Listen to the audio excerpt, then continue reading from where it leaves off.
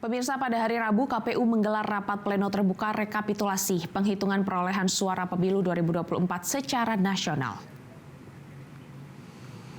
Rapat pleno terbuka rekapitulasi penghitungan suara pemilu dilakukan di kantor KPU Menteng, Jakarta Pusat.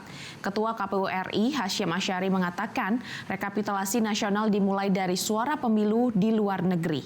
Hasyim mengatakan dari 128 PPLN, 127 diantaranya telah selesai melakukan pleno rekapitulasi penghitungan perolehan suara. Hasyim menyebutkan tersisa Kuala Lumpur, Malaysia yang belum melakukan rekapitulasi disebabkan harus digelarnya pemungutan suara ulang. Berdasarkan Undang-Undang Pemilu KPU memiliki waktu paling lama 35 hari usai pemungutan suara untuk menetapkan hasil rekapitulasi perolehan suara secara nasional. KPU memiliki batas waktu hingga 20 Maret untuk mengumumkan hasil rekapitulasi penghitungan suara pemilu 2024.